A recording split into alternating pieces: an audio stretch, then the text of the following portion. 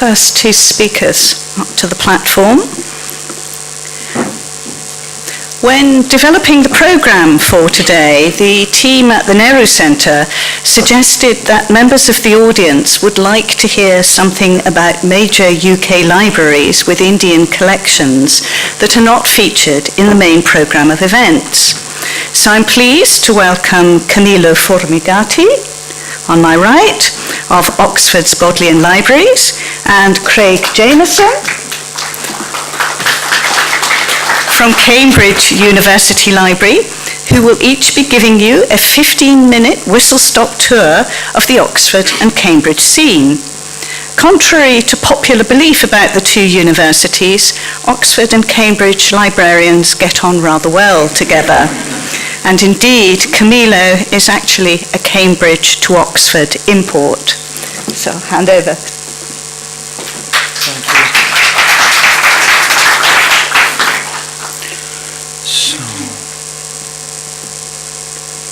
Thank you for the nice presentation, and I'm honored to be here and given the opportunity.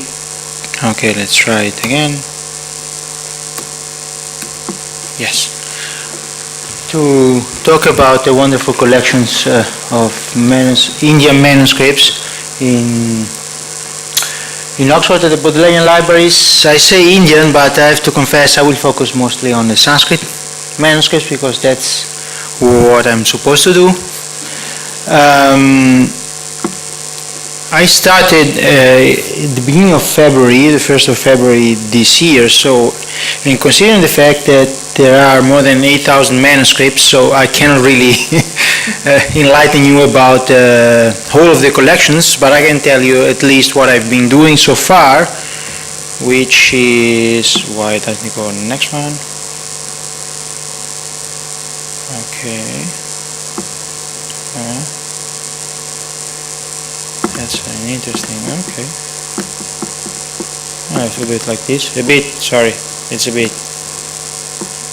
Okay, so what I tried to do is finding the balance, because I am the John Clay Sanskrit librarian, meaning that I have two broad areas I have to work on. So one is I have to prepare the Clay Sanskrit Library Volumes Anthology, and I also have to consult for the publication of the ECSL series, the series of ebooks from the Clay Sanskrit Library volumes. And obviously I also have to take care of the Sanskrit manuscripts, which includes also outreach activities. So I'll try to structure the presentation accordingly. So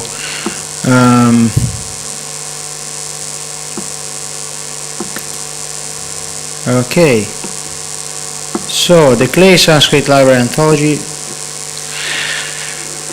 This is a provisional title and provisional cover for the anthology. This wonderful cover is actually a re-elaboration of a picture taken from a manuscript of Gaja Shastra, of a treatise on elephant lore that is kept in the Bodleian Library. It was written in probably between 1870 and 1880, maybe by the Maharaja of Tanjore, but we're not sure.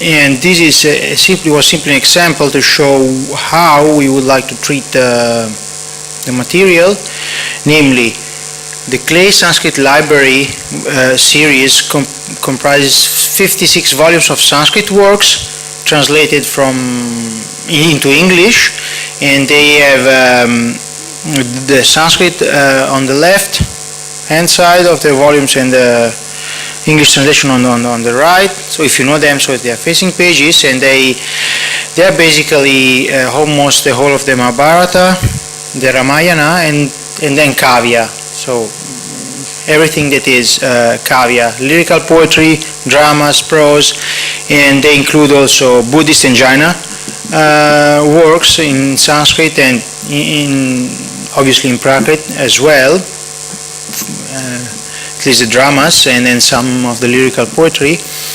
And one of my main tasks is to prepare an anthology of these volumes that aims to a wide readership. It will not include the Sanskrit, it's only the English translation, and the goal is to, so to say, I use the verb illuminating because it's I like to use this technical term because it will, obviously it's not a manuscript, but we will use the aim is to use the, as I say here, so the visual riches of the Bodleian Indian collections, namely not only the manuscript collections but also hopefully the archival collections, which comprise very nice pictures of historical pictures of India at the end of the 19th century. And the idea is to pair the chosen text with images from the manuscripts. The topics I've chosen for the chapters, I thought it would be nice to have a sort of meta explanation of Sanskrit literature already in the structure. So, and I've chosen to structure the chapters according to the traditional Sanskrit classification of sentiments. So it will be an anthology of rasa. I'm sure you all know them, so the 9 rasas, and this will allow me also to easily include the Buddhist and Jaina materials. So the second part of my work for the Clay Sanskrit Foundation is to, as I said, consult about the production of the e-books. At the moment, the idea is to publish 14 pilot volumes in e-book form. They're mostly Mahabharata and Ramayana translations, but they also include some dramas. I believe Kalidasa's Ratnavali. No, sorry, Abhinaya Shakuntala. Not sure if there is also Harsha's Ratnavali, but I think there is. And the Jatakamala by Hari Ashura. 7 of these ebooks have already been published and are available online if you want to buy them on several platforms. They chose to use to have an approach with facing pages as in the printed edition, which led to some problems in my opinion. I warned them, but because it's a fixed format and might cause display problems depending on your device. But now I turn to the second part of my job, so how much time do I have? 1 second. Okay, well that's good, so I still have 7 minutes, so well balanced. Okay, I thought when I came to the Bodleian Libraries, I thought, okay, I have no idea about not really about the extent of the collections because not everything has been catalogued, not all manuscripts have been catalogued, and this applies not only to Sanskrit manuscript but also manuscripts in new Indo-Aryan languages or Prakrit or Mid-Indo-Aryan languages. So what I thought is, okay, if I should start, I should first of all get an idea of the situation of the manuscripts that have been already described in printed catalogs, meaning that they are accessible to everybody who can travel to the Bodleian Libraries into Oxford, because most of these catalogs are also available online in digitized form. So I thought, okay, this is not the priority. There are but a large part of the collections are described only in handwritten lists or catalogs, depending on how exhaustive they are. And the most notable is the Chandra Shamsher collection of Sanskrit manuscripts, which comprise more than 6,000 manuscripts, making up, I think, 3/4 of the collections of Sanskrit manuscripts in Oxford. And then I thought, okay, let's check whether there are completely uncatalogued manuscripts. And I didn't expect it, but there was new acquisition. So let's go through all the different typologies of materials. So, okay, I thought, well, the manuscripts in printed catalogs, they've been taken care of. I shouldn't really work a lot on them. But then I realized that it would have been good to start a survey of the BHPAC manuscripts in the collections, because they are often in a bad state, in a poor state. And here you can see an example. This is a very nice Kashmirian manuscript containing 3 texts, Vallabhadeva's commentary to 2 works by Kalidasa, the Meghaduta, the Cloud Messenger, and the Birth of Kumara, the Kumara Sambhava, and as well as an anonymous commentary to the Gathakarparakavya. I don't know what you think about the author, so let's say simply the anonymous Gathakarparakavya, or if you prefer to assign it to Kalidasa, it's up to you. And this manuscript had already been, as you can see, on one of the, I hope you can see it on one of the folios.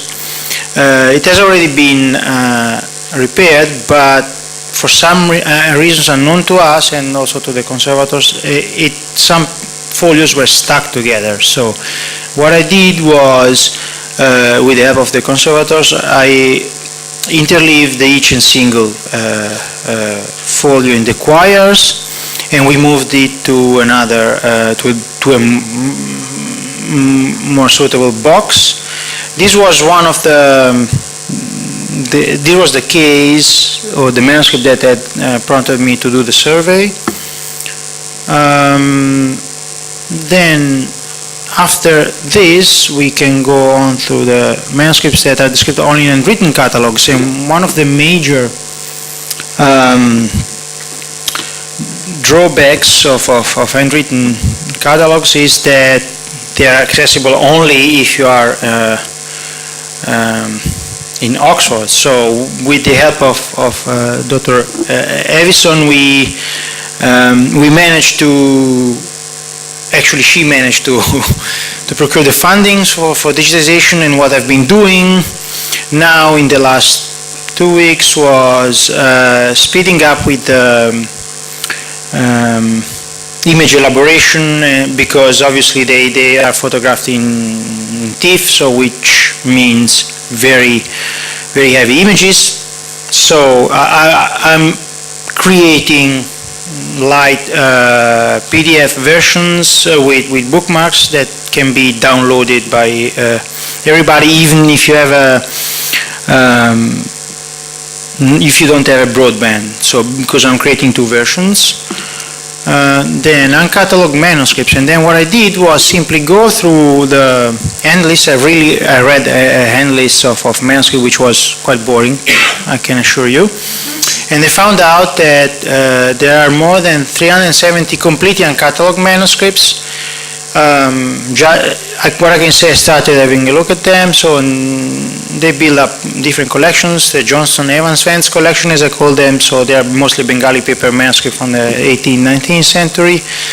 Then there are 5 uncatalogued manuscripts on BHPAC. And I discovered that there are still uncatalogued Sanskrit manuscripts from old collections, which actually should have been catalogued and then described already in printed catalogs. And going through this hand list, I also found out that we have very nice writing instruments, which are good for the next for the next point, which is outreach. But there is a new acquisition of the Digby collection. It's a bequest with more than 60 paper manuscripts, including illuminated manuscripts. They are mainly Jaina texts in Prakrit and several new Indo-Aryan languages. There are some Sanskrit texts, not many. But the writing instruments are important for outreach activities, because, as you can see, apart from obviously hosting successfully one Shikshapatri Darshan already. There is one this coming Sunday again. So the Swaminarayan community from Cardiff is coming for a darshan. But as I was saying, so other outreach activities were introductory Sanskrit manuscript classes for Oxford students, and this is when this writing instrument may come in handy, because you can show them directly to the students and not only describe them how they incise the palm leaves, for instances. And we also hosted two Buddhist manuscript seminars with Andrew Skilton from University College or University King's College, both for London as well as for Oxford students, and the focus was on conservation of manuscripts in different materials. And I hope I can keep up the, good work so far, and I believe time is over. Thank you.